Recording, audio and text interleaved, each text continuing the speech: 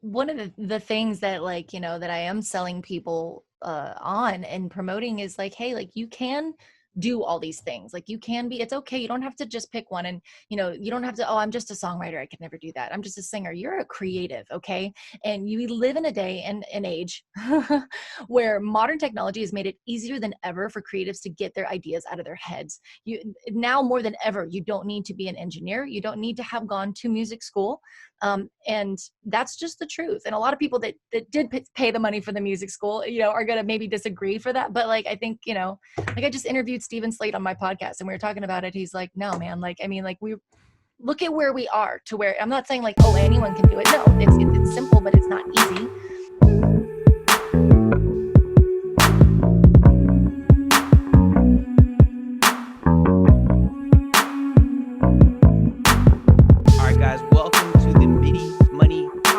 Today we've got Kris Bradley from Produce Like a Boss. Kris, thank you so much for joining. Thanks for having me. Yeah, no, I'm super excited. We were just talking about how we both really enjoy kind of the entrepreneurial side of things and marketing side of things, and geeking out on that stuff. So I'm looking forward to geeking out with you. Me too. I always like tell people, I'm like, man, I drank the Kool-Aid. And then I started making the Kool-Aid as far as just this world. It's so fun.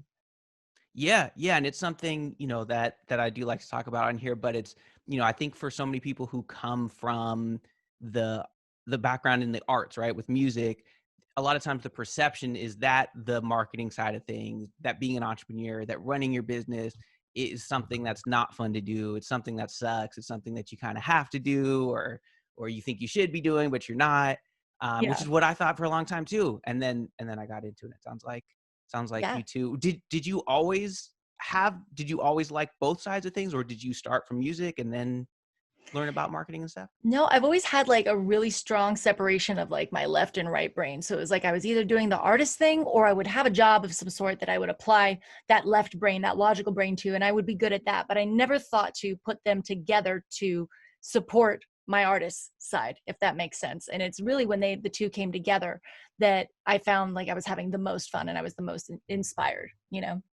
Yeah, no, I can definitely relate. So let's back up a little bit. So Okay. let's hear a little bit about your kind of backstory and how you got into what you're doing today. Sure. So I'm from LA and I'm a singer-songwriter first. And I've been producing now more seriously for about 8 years. I've probably had Logic and GarageBand and stuff for a little bit longer, but really showing up every day and for about like 8 years. And when the way that I got started is I was writing songs and I wanted to get my songs cut by other artists. And so I was doing all these networking, events, and I was playing rounds, and it was like I was paying to have my songs produced because you have to pitch a presentable demo when you want to have your songs cut. And it was just adding up, whether it was $500 or $700 or even like $300. If you think about how often you're writing, I was writing faster than my bank account could keep up with, and then like you get a lot of no's in this industry. So it's like, oh, I just spent $500 to get that song cut to pitch to this artist. And it was a no. And it was just like, okay, so maybe I need to learn how to do this myself, and I didn't grow up with a smartphone or computer like in the house. And I was already just kind of not really tech savvy. Hadn't even owned a computer that long. And, so I got one, and I got, my first version of Logic I had gotten in Thailand, actually. It was a cracked version of Logic. And then I started, I just started playing around with it and, kind of banging my head against the wall, and, through trial and error, kind of figured my way through it. And my demos really, really sucked at first. And, sometimes it didn't matter because you just needed like a guitar vocal or a piano vocal to really sell the song. But sometimes they're like, no, this needs like a full pop production, or that's what's going to sell it is the track. It's the track. So I started putting in the work and, just grinding and, it got better. And then people started coming to me and saying, hey, can you demo my songs? I want to pay you. And I was like, well, yeah. And then I thought about what I was paying for those demos. And I was like, I charge $300. I charge, $500. And then I just started upping my price. And then, one thing kind of led to another. And then, some artists came to me and they're like, oh, I'm going to release that demo you did for me. I'm like, well, that's not really a demo. Am I producing? Like, did I just become a producer like by mistake? And what started as a necessity really turned into a passion because I just kept going further and further down the rabbit hole and, really chiseling away on the craft. And then, this led to producing for other artists, continuing to produce my own demos. It also led to some sync placements, which is really cool. And just being able to collaborate, just simply the fact that I could track my own vocals now and that I was recording. Forget, like, even before I had like really gotten to that point as a producer, I was able to start making money online because people wanted to hire me to sing on stuff and top line to stuff and write stuff. And I was like, custom writing and all this. And I'm like, dude, this is amazing. This whole world like opened up to me the second I learned how to record. So fast forward to today. Sorry, I don't mean to ramble. It's just kind of like a loaded story. But, what happened is I started teaching the artists that I was working with. I'm like, man, like, because they had such great ears and ideas for production. I'm like, man, you should just be able to at least record your vocals. You can make some money online, learn how to produce some demos so you don't have to pay every time, because here's the thing. Sometimes you're trying to like get a song out there and it ain't the right song. The song's not there. And now you've invested money into this song that really the song needed to be rewritten. But because you spent all that money, now it's kind of like no turning back. But if you're doing your own production, right, and you can live with it and sit with it, then you have an opportunity to not be throwing that money away. So I started teaching artists how to produce their own demos. And then one thing led to another. I'm like, I'm going to do some YouTube videos to help some friends out, And then I was about to put a course together. And a friend of mine who has a membership site with a bunch of songwriters said, why don't you put it together on a paid platform and I'll be an affiliate for you? And I didn't even know what that meant. And he's like, read this book, Launch, by Jeff Walker. And I want to introduce you to my friend, Bill O'Hanlon, who, is a close associate of Jeff Walker. And I said, okay. And then the rest is like history. Like I read that book and then it led to all the Russell Brunson stuff, building a story brand, and then even that guy I met, Bill O'Hanlon, ended up becoming my first coach. And that was just a year ago, actually. I'm actually coming up on the year anniversary of my first launch. Wow. Yeah. Well, first of all, congrats on, because I've been seeing your content everywhere and I see you crushing it. So the fact that you've only been in that world for a year is very impressive. And I think, what's cool is it's a story of so many people that I've talked to on this podcast and that I've talked to in general that have found success is sort of maybe doing something like you said by necessity, right? So for you is like starting as, a singer songwriter, and then it was like, well, if I can produce for myself, that would be helpful. It's not even necessarily something that was on your radar as, oh, I want to be a producer or whatever. But then it was like, okay, this is something that is the next thing in front of me that's going to help me get to that next step. So let me learn how to do that. And then all of a sudden you found that you were excited about that and good at that. And not only that, but figured out how to monetize that. Not even that you're going out of your way to do that. It just sounds like you did a good job at it. And so it kind of somewhat naturally, evolved into that. And then again, right, where it's like, okay, now I've got this other skill and I'm starting to show people, well, I guess I should learn how to market it and how to do that. And then that opened up this whole other world to you too, where it's like, now you're excited about that. And it's another path, for you to make money and grow your business and grow in your career. And I assume probably grow as a person and learn, about all this different stuff. So I think that's really cool. And it's that mindset I think is so important too, of embracing that next thing and not thinking, okay, like on day one, when I started, what I think is my path, like being stuck on that at all. Cause I know for me, it's been very different. It sounds like for you as well. So. Absolutely. And if you had told me like a year ago that I didn't even know how much I would love teaching it, to be honest, like people would tell me, you're a good teacher. Like you have a really good way of breaking this down. And, I've come to see that my ICA is actually me 10 years ago. It's the singer songwriter who's like, oh, this is way too techie. I can never figure this out. Or maybe the singer songwriter who's been surrounded by producers that were like, oh, you should just stick to what you're good at. Cause I had a lot of that too. I had a lot of people not being supportive of that. So just being able to help those people that I'm speaking their language, like they're my tribe. I'm like, hey, is this how you're feeling? Because, pain point, right? But that's me, literally me. All I have to do is talk to myself, 10 years ago. And it turns out there's a whole, tribe and community of people that want to learn how to do this. They need to be spoken to, not like an engineer, but like an artist and like a songwriter. And that's just like, I'm so lit up about it because it's just, I feel them. Like I genuinely have like true empathy for where they're at. And I'm so excited to help them get to that next point. And I would have never guessed how passionate I would be about teaching, so much so that it's like become, I've got my production company is Boomfox Productions, and that, everything's been so much about produce like a boss lately. And I'm kind of okay with that, Yeah. Yeah, no, I get it. Yeah, same thing for me too. It was like the next evolution. And one of the more recent ones was starting to teach. And I had no idea that I would like to do it. Now I love it. Now it's so fun. There's, it's so fulfilling. But I think there was a real gem in there too that you were talking about, which is that your customer avatar, the person that you're serving, your customers are somebody, it's essentially you, right? Somebody that you have, that you can relate to, that you're excited to solve problems for. And it's something that, I like to emphasize when I'm teaching for producers too, is like a lot of their stories is, hey, I was a rapper, or I was a singer, and then I started making beats. So it's very similar to what you're talking about. But even if it's not, like for me that wasn't my path.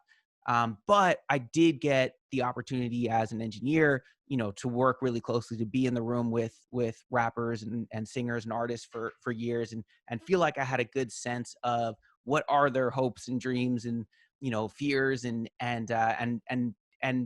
get to know and be friends with a lot of these people, to where it's like, okay, now I'm excited about serving that person too. And it's not just about, well, I make beats and I want to sell beats, right? Because that's only going to Right. take you so far. Or, I make courses and I want to sell courses, or I do demo, Right. whatever it is. And so I think that's a big gem that's really important. Is one is being really clear, who is that customer that you're talking to, right? If you're just trying to talk to everybody like, hey, I'm going to teach everybody how to produce. Well, now you're competing against all kinds of different people. Right. That's going to be really hard. And you're not going to speak to that group as strongly, right? And I imagine that your audience probably really feels that, like, oh wow, like Kris is speaking to me directly. Yeah. Like I imagine you get, that kind of feedback.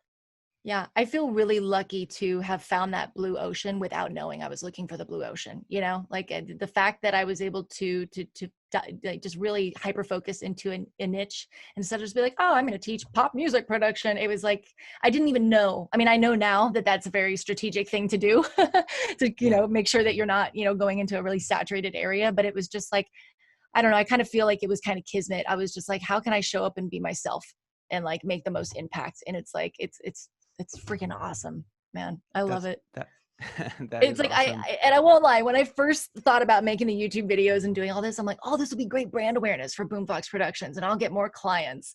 And that was an initial thought. And it very quickly went away because I had no idea how fulfilling and how big and just how wonderful this would be and how much I would love it, to the point now where I do get more clients and I say no to a lot more clients, because not because I don't want to produce anymore, but because number one, it's really nice to have the to be in the position to be selective with, is this the right fit, or am I just doing this because it's a job? Because I have done those tracks in the past, and to not have to do that now is nice. It allows me to always come at something from passion as opposed to like a paycheck. And then the thing that I'm super lit up and on fire about, I get to like really give, as much of that myself to that as possible. Yeah, no, totally. And I think there's sort of two sides to that, of what you're talking about, of being able to say no and saying yes. And I think there's some nuance there, because usually, like, here's my feeling, and I'm curious what your philosophy on this is. But I feel like when you're earlier in your journey, you should pretty much be saying yes to almost everything, right? Maybe not everything, but for example, like if you didn't say yes to, let me try to figure out how to produce for myself, you didn't say yes to, let me try to learn some of this marketing stuff. If I didn't say yes to, let me learn about, let me start teaching and learning about that or whatever. Then it wouldn't have taken either of us to that next step, right? But then at a certain point, now it becomes cool. Now you're Kris Bradley, Produce Like a Boss, and you have I assume, way more opportunities than you did a year ago, certainly 2 years ago, 3 years ago, right? And it becomes now, okay, now I see all these different possibilities and opportunities. It becomes more about, well, here's these 10 things that all look pretty good, but let me pick the one great one based off the information I have at the moment. And then now I have to say no to the other things. So it's a little bit of nuance, where I feel like it depends more on where you're at in your Mm-hmm. journey, as far as how much you're saying yes and how much you're saying no to. Does that make sense? 100%, 100%. I think absolutely in the beginning stages, like you should be saying yes. And, a lot of people that I talk to are like, well, how do I know what to charge? And how do I, when it gets into like charging for their stuff? And I'm like, well, you have to look at like, it's all, what is the market willing to pay you right now? Because if nobody's willing to pay you, then you need to create something so great and go get that social proof to where someone is willing to pay you for that thing. So it's just kind of the natural progression of things, right? So it's Yeah. like, when I first got started, I said yes to everything because I was just excited at the opportunity for it, you know? Totally. Yeah. And I think that's another thing, another gem right there so maybe you're earlier in your journey, to where you don't have a ton of whatever credits, you don't have a ton of, a big following. Um, I think that's the approach, is do it for free, or do it, get that result for somebody, whether if that's, a producer giving away some free beats, or if it's, whatever it is, right? And then, you use the word social proof, which is basically just the idea of showing other people that, hey, other people think I'm good at this, right? So whether if Yeah. that's a testimonial or a credit or, whatever it is, it's it's like when you walk by and there's a long line for something, then you're just like, what is this? Should I get in Right. this line? Like, right. And it's just human nature is that, we make our decisions partly based off of, well, I don't know, if other people think it's good, then maybe it's good. Yeah. Um, so anyways, I Nobody think wants that's a to be big the jump. first one at the party. People want to come into the party that already has people hanging out at it, right? They're Exactly like, right. oh, this is Exactly right. probably a good party. Yeah, and I think it's so off. So I think people get that part of it, but then a lot of times I'll be working with producers, I'll talk to producers, and they'll say, "Oh, well, all the stuff that you're talking about, whatever, as far as the tactics and strategies to sell and grow the business, that's all great, but that works for you because you already have a following, because you already have a list, because you already have that social proof and those testimonials." And so I think what you said there is really the answer is, yeah, Mhm. guess what? I wasn't born with followers or a list or social proof, right? Nobody was. It's you get results for people, you do the work, and then you build that resume, and that's kind of how you get it in the first place, and then it kind of builds from there. Absolutely. There's this thing that, is it Stu McLaren or Amy Porterfield? One of them says, and he said that you have to be obsessed with getting your clients results. And like, I literally say that in my head as a mantra when I go to do something. Like, how can I don't even, I'm not going to say I don't think about like the impact is great, right? The money is great, but like, I try to focus on like, if I'm thinking too much about numbers and like just running numbers, it gets a little too robot-y for me. But when I'm like, how many people can I help today? Not how many sales can I make, but like how many lives can I change? And how many people can I help? And I know that sounds extreme, like not to be dramatic. I know we're talking about music production, but I get a lot of like singer-songwriters, producers that, that reach out and say like, this changed my life. Like this was, especially with COVID and everything hitting, like, thank you. And like, how many like people can I feel like that right there, and just like in the heart. And I focus on Yeah. that. And I feel like the money follows. It's like, be obsessed with getting your clients results. I love that. Exactly. Yeah, no, I love that too. And it's there. I think it works on both sides. It works on the side of when you're thinking about getting results, you're gonna do a better job and you're gonna help people.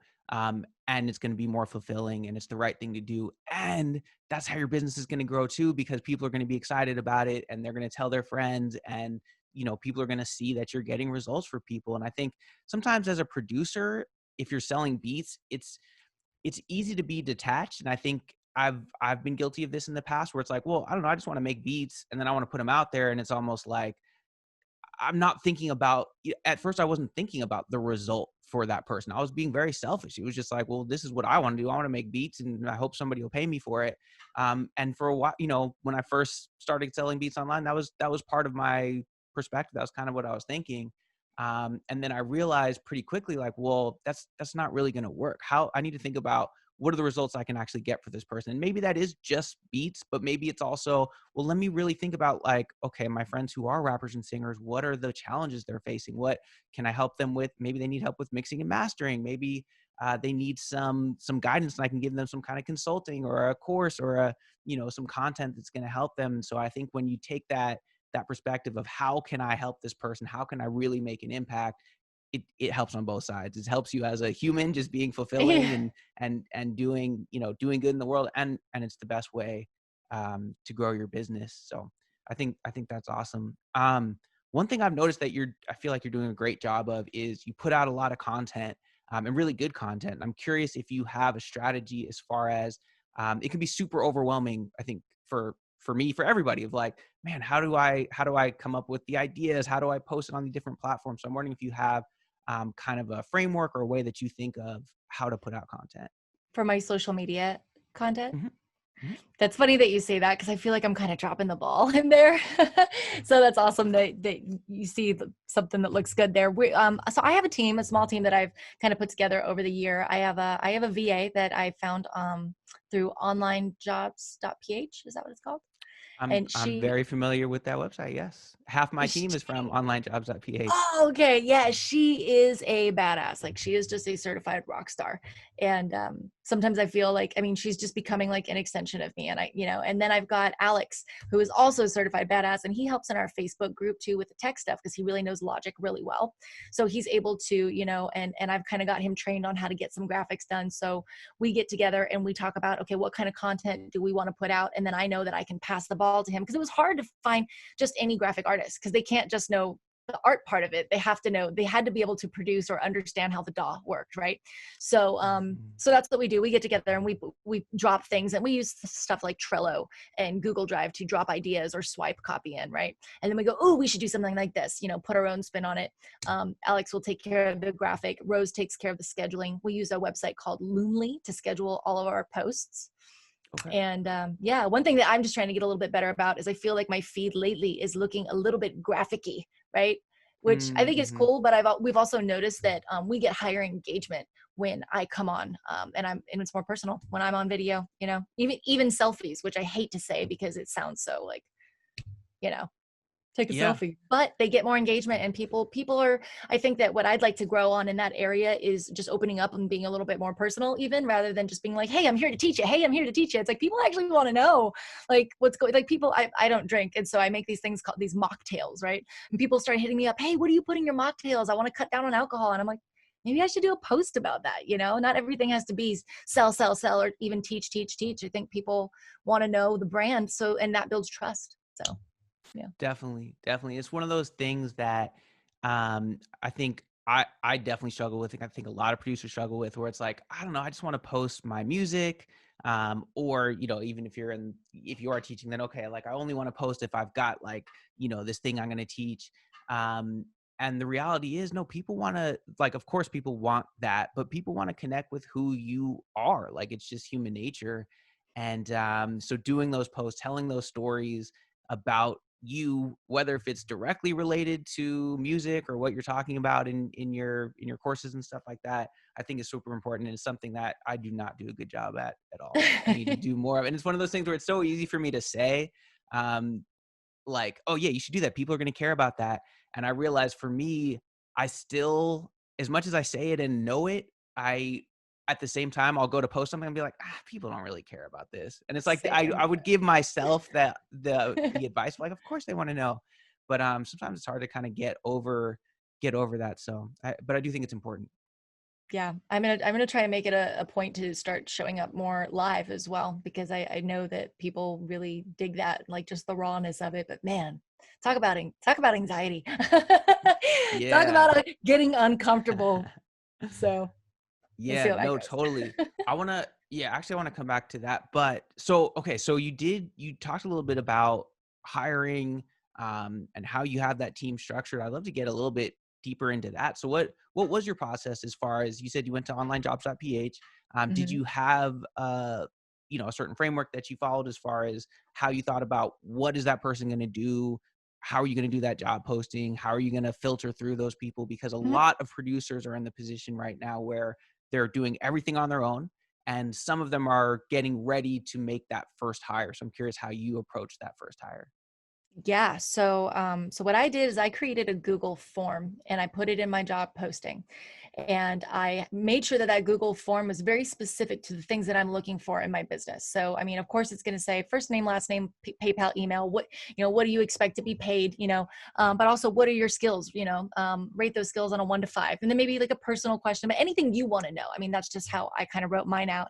And then in my post, the first thing I do is I start thinking, how can I weed people out that I know aren't a good fit? I don't have time to interview 50 people today. And you will get 50 people that will that Oh will yeah. start messaging you right away. There's so many people looking for work. So one of the things I put was, in the subject line, write ... I don't remember exactly what I said. And I said, and fill out this form. Please don't send any emails. Wait for me to email you. So anyone who emails me right away, I know they did not read my post. Anyone who does not put that in the subject line for the Google form or, whatnot, I know they didn't read the post, and I just take them off immediately. I just highlight them red or delete them. And then, gosh, there was That's another. awesome. That's just to jump in real quick. I do the exact same thing. Do the job posting on onlinejobs.ph. And you're right. As soon as you post something up, people are on there and they do sort of the shotgun approach where they have their resume and they'll just send it out to anything that looks, Yeah. decent. And And they're so not what I even put on, reading it. yeah, exactly. And they're just, they figure whatever, I'll put it all out there and we'll see what bites. And, Yeah. so that's what I say in the posting is, I write the posting to try to make it exciting. And that's one thing I'll mention too, is sometimes people write that job posting and they don't think about it. They're just like, yeah, like this is how much it pays, or this is what it is. And, whatever. But the reality is you're always marketing, right? No matter what. And so in that posting, if you want to attract the best people, you have to write that posting in a way that gets them excited about what you're doing, Yes. So make that headline something exciting, like, hey, up and coming, growing, music, whatever it is, something to get them excited about it. Here's our values. Here's what's exciting about working with us. And then exactly like you just said, I'll say, don't message me here. We will not even look at them. Click this button and go to this Google form. So that's awesome that you do that too, Yeah. because it weeds those people out. And the only people that we're looking at least took the time to actually read it, to click the link, and then to fill out the specific questions that Right. we had for them. Cool. 100%. So then they fill out the Google form. And Mhm. then what was your And then process I from take them through a couple more steps of like, it's like, hey, here's a task that I would like completed, please complete this task and, get it back to me by this time. And basically this is I'm not hiring you yet. This is a preliminary thing. You have to be willing to show me what you're, able to do. And it might be something as simple as creating a graphic, or it might be something as simple as creating a system. Because one thing I'm trying to get better about is creating systems, thinking of my business like a franchise, the E-Myth. I'm sure you've read the E-Myth, I right? was So about, I'm as like, soon as okay. the franchise, I was like, E-Myth Revisited Like, with how could this Michael run? Gerber. Right. Like, how could this run without me? So like, what I'll do is I'll take something I do and I'll be like, hey, here's this thing I did. I want you to build me a Loom video that does a walkthrough of how to do this thing, and then build me a checklist. So basically create a system for this thing that I do all the time. So I know not only you can do it, but if you go somewhere, somebody else can do it by simply looking at this system. And so I'll have them do a couple of things like that until I've got it down to about 5 to 10 people. And then I'll set up some Skype interviews. And one thing I learned from the Jen Lehner podcast, she's the host of the Front Row CEO. And she talks a lot about VAs. So I learned a whole bunch from her. But one thing she talks about, she's like, if they're not super personable on camera, don't let that be off-putting. Their job is not to be the star of the show. It's not to be on camera necessarily, right? So don't let that sway your decision, and I didn't listen to her. And I ended up hiring somebody who had more skills on paper than this other girl who her English wasn't as good and she was kind of shy. And I was like, I don't know. Went with this other girl who had all the skills, perfect English. Anyways, long story short, that girl ended up not working out. And then that other girl, I never said no to her. I just said, I'm going to get back to you when I've got work for you. Came back to her and she's been the rock star of like this whole team. Everyone's like, go Rose, like, Yeah. So yeah. Yeah. No, I think They're just that's shy on camera.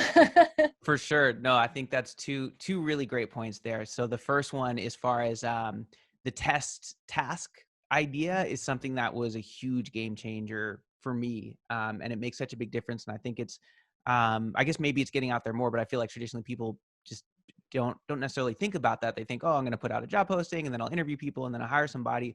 It makes all the difference in the world. And I think the closer you can make those test tasks to what they're going to be doing, the better, because then you literally just get to see, well, how good did they do this exact thing that they're going to be doing? And it can be so different than, like you said, somebody can interview really well. And then that's the other point is, don't be swayed too much by, hey, like, if the job is not a sales position, the fact that they were able to get on a call and sell you on them is not necessarily the reason why you should hire them, right? If you're hiring them to be a graphic designer or even customer service and answer emails, their job is not to necessarily be on camera, right? It's to answer emails or whatever you're hiring for.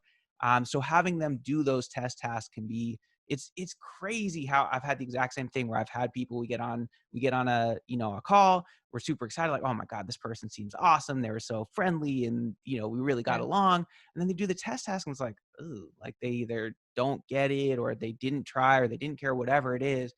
And then the opposite so often is true, just like you said, where it's like, man, it's like, a little bit, who knows, awkward, or maybe their English, when they were speaking didn't sound like perfect or whatever. But then they did this test task of replying to some emails and they did amazing, Yeah. And then a lot of times those are the people who end up being the rock stars. So that's super helpful. And then also that idea of having those processes in place for everything that you do is another one that's super important.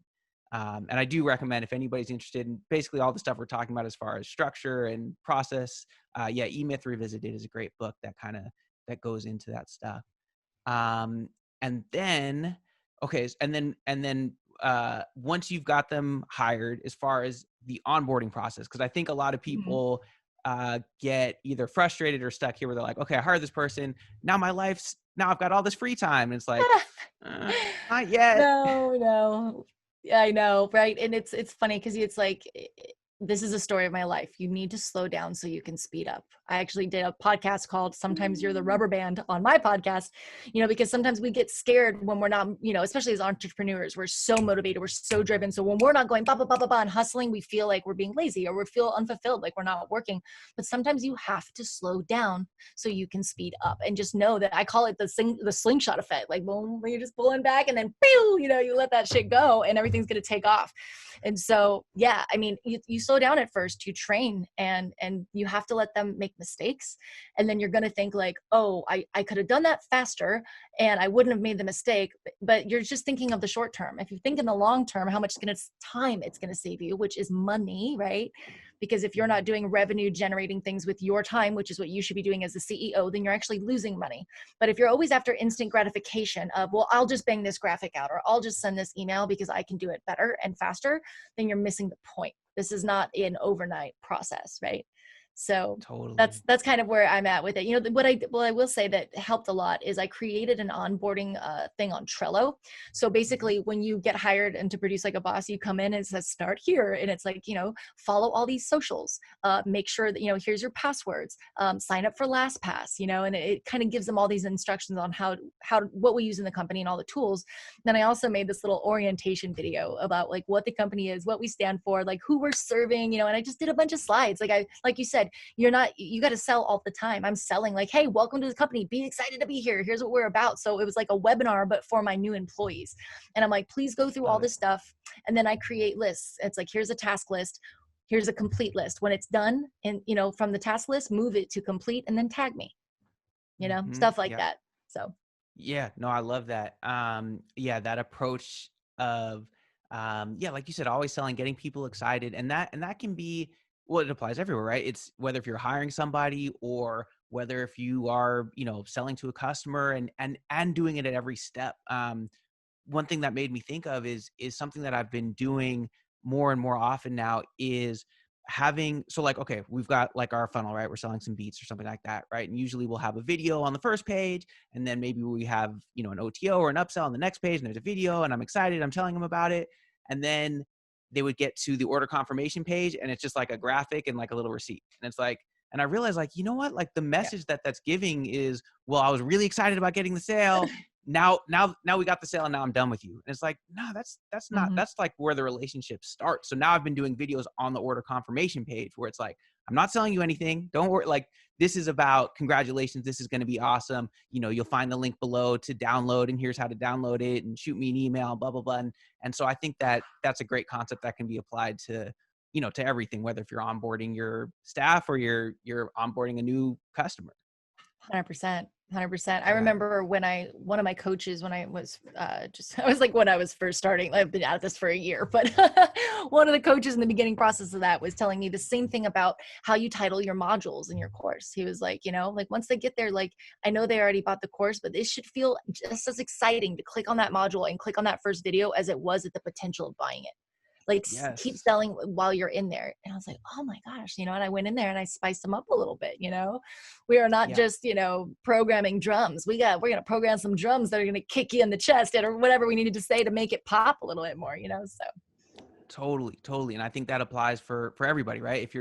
Even if you just sold some beats, it can still be, okay, there's that video on that page. It can be, hey, in that confirmation email or the email where you're sending them the download links, it's not just like, here is your download or whatever. It's like, hey, I'm so excited. Like, make sure once you download these and make the songs to them, send them to me. I'd love to hear them. And, I'm on this journey with you together. But, whatever it is to show them that, hey, this is actually where that relationship is starting, not ending because we just made the sale. And that's how you make those customers and those relationships, really last a long time.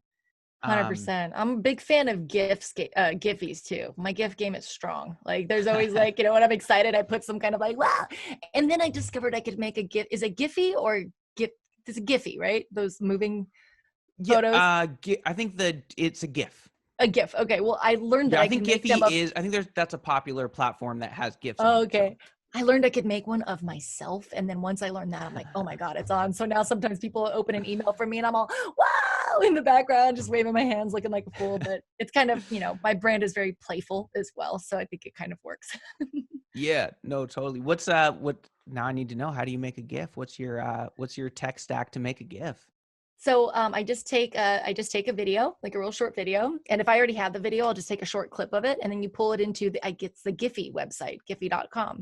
There it is. And Okay. you just upload and it creates and generates a link right there. Bam. All right. There's a gem. So in that confirmation email, when somebody buys whatever it is, your beats, a kit, a course, get them excited and put a GIF of yourself so you mentioned that your brand is kind of playful. How do you think about branding? How much of that was sort of a conscious decision? Like, hey, this is what my brand is about. How much of it is just kind of you shining through? How has that evolved? It was very thought out, because when I realized who I was serving, I had to think about like everything that's kind of led me through this journey and how much of it was there's a lot of intimidation and a lot of fear and a lot of ego and a lot of just like, oh, you can't do this. You're just a singer songwriter. You should stick to what you're good at. And I wanted it to feel warm and playful and inviting. And it's like, plus as far as like like I said, this wasn't my like, oh, I'm going to be a blue ocean, but just naturally who I am. Like, I don't take myself too seriously. And I feel like most producers, like most musicians want to be cool, right? And they're going to present as cool, right? Or trying to look cool. And I'm like, you know what? I'm going to let them, not that I purposefully show stuff of me messing up, but if I do, like, it's not about me, right? So if I'm teaching like a thing on vocals, and producing, right? I might like crack a little bit and be like, let me get that again. And I don't care. Like, I just make it like, hey, it's okay. You're going to mess up. And when you do, here's how to fix that, rather than let me get that 30 times to get it right, to show them something that's not realistic. So it's like, I'm coming forward as like playful and no ego, humorous, to lighten the mood so that it's less scary, because the tech around it and then the peers around it can be a little intimidating. So I chose the colors. My production company colors are black and yellow. And so I chose yellow and with a pop of pink. And we actually did some research on the colors and the psychology and like how they mean friendliness, and they mean like inviting and comfort and all these other words that I can't remember, but it was strategic on the color choices for sure. Yeah, that's awesome. That's awesome. And I think it's something really important to think about, is what is your brand? And I think that, your logo and your colors are part of that, but it's really like, what's the feeling that people get when they interact with you, with your content, with your products, with your music? To me, that's what your brand is. And so it's something that I think is really important. And also it's something that I think a lot of times tends to evolve. And I think that's okay. So just, I think for sometimes, like I'll just think back for me, it was like, well, I don't know. Again, I'm just going to sell beats. Like what's my brand? I guess good beats. But then as I started, finding my voice more and talking, about what I was doing and connecting with that customer more, then my brand started to evolve. It's like, oh, my message is about, from on the lead and beat side, empowering independent artists to, take control of their own career. And yes, the beats that I'm selling is like one piece of that, but it fits into this bigger narrative, and it fits into the feeling that I want people to get when they interact with my brand, which is, empowered as an artist to be successful on their own. So yeah, I think 100%. that's super 100%. important. One of the things that like, that I am selling people on and promoting is like, hey, like you can do all these things. Like you can be, it's okay. You don't have to just pick one. And, you don't have to, oh, I'm just a songwriter. I could never do that. I'm just a singer. You're a creative. Okay. And you live in a day and an age where modern technology has made it easier than ever for creatives to get their ideas out of their heads. Now more than ever, you don't need to be an engineer. You don't need to have gone to music school. And that's just the truth. And a lot of people that did pay the money for the music school, are going to maybe disagree for that. But like, I think, like I just interviewed Steven Slate on my podcast and we were talking about it. He's like, no, man, like, I mean, like look at where we are to where, I'm not saying like, oh, anyone can do it. No, it's simple, but it's not easy. Right. But I'm just all, here's the thing. There's a saying, a jack of all trades is a master of none. And it breaks my heart when people, when they use it and they don't understand that the original saying is actually longer than that. Are you familiar? No. A jack of all trades is a master of none, but still always better than a master of one is actually the complete quote. And I think there's Really something interesting. really, yeah, I think there's something really special about being able to be a visionary and to be like, no, I want to know how all of this works. And that doesn't always mean you have to do everything, right? Even there's a lot of producers that don't do everything. Dr. Dre doesn't play everything. You know, Rick Rubin didn't touch an instrument, right? So it's like, yes, produce like a boss, get in there, learn how to do all this stuff, but don't be like afraid to be like, okay, that's a violin part I heard in my head and I have really cheesy samples. I'm going to hire out for that part. Or, you know what, I'm not really great with synths. Let me lay down these piano chords and let me hire out for that part. But being able to take control of your music and get the music that's out of your head and into the world, that's something that only you can do. Because how often do you see that artist-producer relationship where the artist is like, you know, it's something like this. And the producer's like, huh? You know, I mean, obviously we have really beautiful connections where the producer and the artist are very like in sync, but there's a lot of like artists that feel like their voices aren't being heard. So I'm like, all right, let me teach you how to get the music out of your head. You know?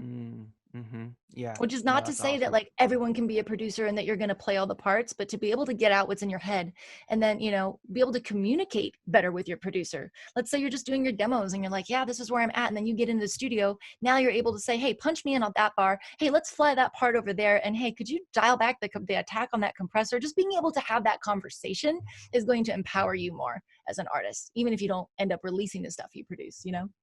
Yeah, no, for sure. And I think that speaks to something that we kind of mentioned earlier of the yes to no ratio, depending on where you are, right, in your journey, which is like, yeah, don't be afraid to say yes and try, try different things. Because for one thing, you might end up being better at it than you thought. You might like it more than you thought. It might create opportunities where now all of a sudden that's the direction that you start going in. And yeah, and if nothing else, like you just won't be as intimidated as you might have been if you hadn't tried it for the first time. If you are a singer and you've never, approached a DAW, you might look at it and be like, that looks crazy. But then you start getting in there and you're like, okay, this is manageable. So yeah, I think that's really cool. I'm wondering, so some of the stuff that you teach is about, you teach a lot of like the tactical as far as like how to actually produce, right? As a singer songwriter, Mhm. do you also teach some of the how to monetize and how to make money? I do. You do. I Okay, do. so Yeah, so I have a question for you about that, which sure. is something that I feel like I've come across a lot of in the world of music, and I think the arts in general, is that there's almost like some kind of aversion or let's just say a complicated relationship with money and making money. And sometimes if, for example, if I'm saying, hey, I'm gonna show you how to make money from your music, that sometimes there's a negative reaction to that. Like it's something that's, now you have bad intentions, because if you really love music, money wouldn't matter, or now you're doing it for the wrong reasons, or there just seems sometimes to be a lot of negative mindset stuff around money. So my long-winded question here is basically, have you come across that? And is there something that do you have a message to kind of answer that? I think that that kind of probably comes from the narrative of that like artists have to suffer and starve to be great artists. And I think Mm, that's where that idea comes from. And I just don't think it's true. I think it's false. And I think a lot of things are, I think a lot of narratives are false that we just blindly follow and parrot because we don't know any better. That's just how we were raised. That's what the media tells us, or what the TV, the shows tell, people think, oh, I'm going to walk, I'm going to be performing in this place and someone's going to come in and, you know what, kids, you got what it takes. And then they're going to give me $1 million record deal and they're going to rescue me. There's so many things that like, oh, that's just not how the industry works. And I mean, I feel bad for anybody that has any guilt associated with making money from their craft, because I think that they're told like, you have to go to a job that you hate, right? And that's what the hardworking American does, and you get paid, and then you come home and you do that thing as a hobby, right? right. Because those like artists and musicians don't make money. Yeah. Yeah. And No. And it's a limiting and it's a false belief.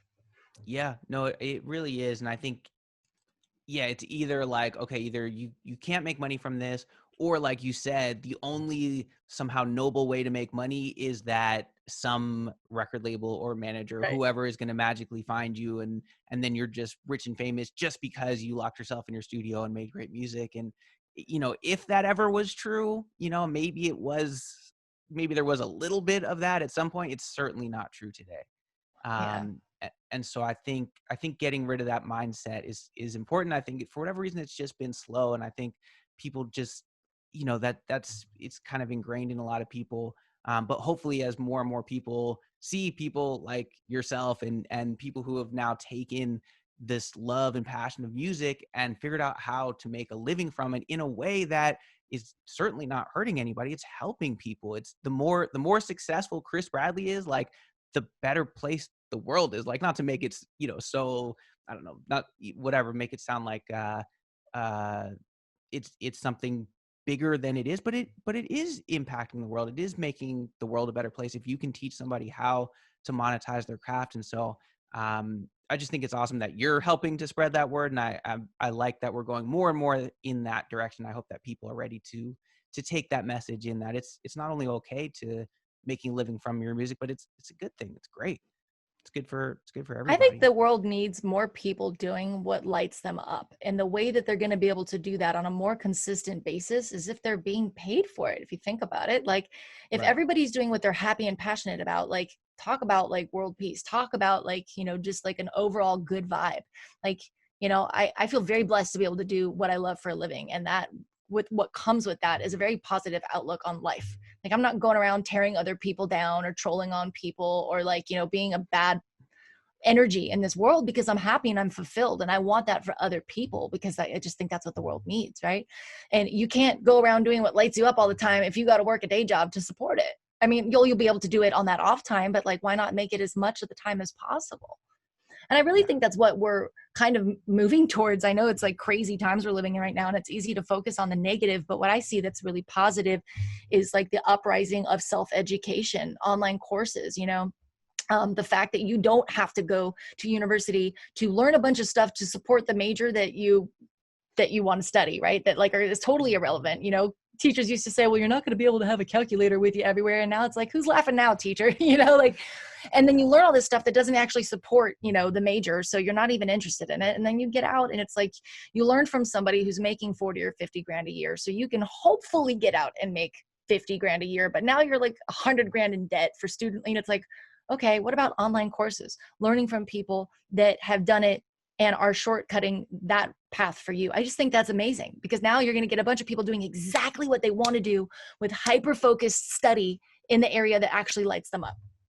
Yes. Entrepreneurs are going to change the world for the better, if they have. I mean, they have already, but you know what I mean? Like, Yeah. that's where No, it's at. no, I love it. I love it. And it's like, it's been you said shortcut. It's been the biggest shortcut for me, is that exact thing that you're talking about, is finding, okay, who are the people who have gotten this result that I want to get?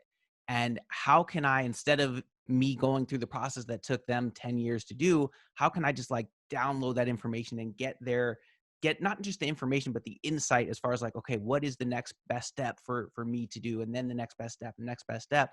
And the answer is, well, go find that person. And if they've got a course, or if they do coaching, or, just get that from that person, and and invest in yourself. Because like you said, what's the alternative? You go to college and you learn a bunch of, and maybe that's the right path for somebody, but it probably, if you want to be a producer or you want to be a songwriter or something, probably that's not going to be the thing that's going to help you. But if you can find somebody who's done exactly the result that you're trying to get, has a passion for teaching, has gotten that result for other people, bam, that's the shortcut. Like, Right. there couldn't be a better, way to do it. Mentorship, like it's a no-brainer, right? I always say it's like going to a restaurant. It's like, oh, I love this chicken piccata. Oh, it's the best chicken piccata I've ever had. Oh, I want to learn how to make that chicken piccata. You could turn around and go to culinary school, learn how to make all the dishes, right? Learn about like kitchen safety and a bunch of other shit you don't care about when you really just want to learn how to make that chicken piccata. Or you could walk directly back, or option number 2, you could go down the rabbit hole watching a bunch of YouTube videos on how to make chicken piccata, but is it really going to taste like that chicken piccata? Or last option, go to the chef. Hey man, can you give me this recipe? Can you teach me? What do I have to pay you? Because this is all I want to learn. I don't care about anything else. And I feel like, success leaves, what does Tony Robbins say? Leaves Success Leaves leaves clues. but clues. There it is. I don't know if There it that's the is. exact quote, Yeah, but no, that's that is. yeah, yeah. Success leaves Yeah, clues. exactly. And yeah, Yeah. and he talks about, model after success, same idea. Huge. It's been the biggest shortcut for me for sure of like you don't have to figure it out. Like somebody's done it. Even if it's maybe and then you can put your own twist on it or whatever, but yeah, finding somebody who's gotten that result and learning from them is definitely the shortcut. So okay, so if you were let's say you were starting from scratch today with your career. So you have your information, but you don't have the resources, you don't have the team, people don't know who you are. What would be your approach of kind of like how would you start? If I had all the information, but I didn't have the team. Yeah, you didn't have the team, you don't have the following, maybe you don't have some of the money that you have. Basically, a lot of producers or people watching or listening to this might be in a position where they are at that stage in their journey. They're not yet where you are. So I'm curious how you might approach it. And the result they want to get might be slightly different, but I'm just curious, like what might you start with if you had basically less resources, but Mhm. the knowledge you have? Yeah, I mean, if assuming that I'm wanting to do the same thing, I just don't have the assets yet. I would show up and like we were talking about earlier, I would just be obsessed with getting people's results. So I would show up and give constant, free, valuable content. And every person that commented, I would personally DM. I would always respond to their comments. This is so funny. I had a girl who would message me randomly on Instagram. Hey, I saw this. Did hey, could you? And this was like not even that long ago. And I would just like send her a voicemail back. And I'm like, hey, girl, all you got to do is click file, go to audio, go to settings. And she'd be like, oh my God, I can't believe you responded to me. Turned out we lived in the same neighborhood, went and got coffee, and we become like close friends. Right. So that's what I would do. I would treat everybody, like $1,000,000. And I would build those relationships and build that trust and give so much value to where I've built my social proof and my trust with people. And then people will want to pay you for it. Right. Yeah. Yeah, no, that's awesome. I think that's perfect. I think that's the answer. So whether if you're selling beats, you're selling kits, you're selling courses, um, be obsessed about getting results for people, about helping them first before worrying about making the money. And then, as soon as you've done that, now you've got that social proof. Now you've proven to, by the way, not only, it's important to prove it to other people, but you got to prove it to yourself. I know for me, like I don't feel confident selling something that I don't know works. You know what I mean? Like I'm not Right. going to be good at selling a course or beats or whatever that I don't believe in, that I don't already know. Okay, yes, this has gotten results for people. So I think having that is super important on both sides for you and for your customers. So yeah, no, I think that's great advice. Yeah. Um, I'm curious too. So I feel like women are very underrepresented as far as producers and engineers. I'm curious if that's been your experience and if why you think that might be. I think it goes back to, I mean, it has been my experience. And I think it goes back to like whatever, just common narratives, what seems to be the norm, women not necessarily being encouraged at young age to pursue things like, engineering and science even, it's kind of like, and I think that's changing. And I think um, we're seeing more women in the space, and it's nice. It's nice to see. I'm also not a woman that's like, not, I am a girl's girl. I will put that out there. I'm a girl's girl for sure, but I'm also not like I like to, let me find the right way to say this. I'd rather feel empowered and feel like I can do anything than think that something is holding me back or use that as an excuse. So I'm never going to approach anything from a victim standpoint, like, oh, I can't do that because I'm a woman. No, I'm like, oh, I'm going to do that. And I'm going to do that as a woman. Let's go. Let's go. So I'm not going to hop on the man hating train of like, oh, it's men keeping us out of the industry. No, we have to want it, and we have to go for it too, and I don't think as many girls were told when they were little girls, like, you can be a producer. I certainly wasn't. Mm-hmm. Man, I even had like guys I was dating that were like, oh yeah, you could never do that. Like, so I think we just need more, like we need to normalize it more. Yeah. Yeah. No, and I love that it's just being empowered and it's not whatever anybody's background or reasons that they feel like might be holding them back. Um, no matter what they are and whether they're fair or not, I think the thing that you can control is your reaction to it, right? Is like, okay, well, 100%. whatever. Maybe I've been hearing this my whole life. Maybe it's rigged this way. Maybe all that's true. But guess what? I'm gonna feel empowered to do what I need to get the result that I want. I think that's awesome. I think that's a great message. Thank you. I think that one of my mentors told me, he said, you have to build something so great that you can't be ignored. So one thing that I've tried to focus on, that I always remember, if I feel like I'm knocking on doors, it's not the right time to be knocking on that door, because when I've built whatever I'm working on up to a certain point, those doors fly off hinges. And I don't have to knock like, hey, like, look at me. That's become the natural flow of things for me, is to be like, okay, when it's time. And it's not to say that you shouldn't pursue things, but also like understanding like the order of events. It's like, if I'm knocking and nothing is happening, maybe it's time to put my head down and bury my head a little bit and just keep like chiseling and build something great. And like, build something so great that it can't be ignored. It's just what I always hear in my head from that mentor. I'm like, okay, just keep working on it. That I was don't know. another good one. Would you say build something so great that it can't be ignored? That you can't be ignored. It can't be ignored. And I'm like, Love not it. saying like, oh, I'm just saying like, that's what I tell myself. That's Yeah. another mantra I tell myself. Just build something so great you can't be ignored. I tell my students, don't just go knocking on doors. Build something so great that those doors fly off the hinges. People are coming to you, knocking on your door. Love it. Love it. All right. Well, I think that's a good tone to start to wrap things up on. Man, this has been awesome. Really appreciate you taking the time to be on here. If you could let us know, where people can find you, what you got coming up, and then anything else you'd want to end the podcast with. Sure. Well, thank you so much for having me. Like, seriously, you're awesome. I love the podcast, and I really enjoyed hearing you speak at Funnel Hacking Live. I was like so inspired. So it's really an honor to be here. Thank you. Anyone who wants to find me can find me at Produce Like a Boss on all the socials, and at producelikeaboss.com. And, I know that what Gabe and I were talking about this earlier, what I focus on teaching is more around how to get started and learning how to produce yourself as a singer-writer. But I am doing some stuff around making money from your home studio as well. And you can find all that stuff at producelikeaboss.com. Awesome. Kris, thank you so much. Yeah. Thanks for having me.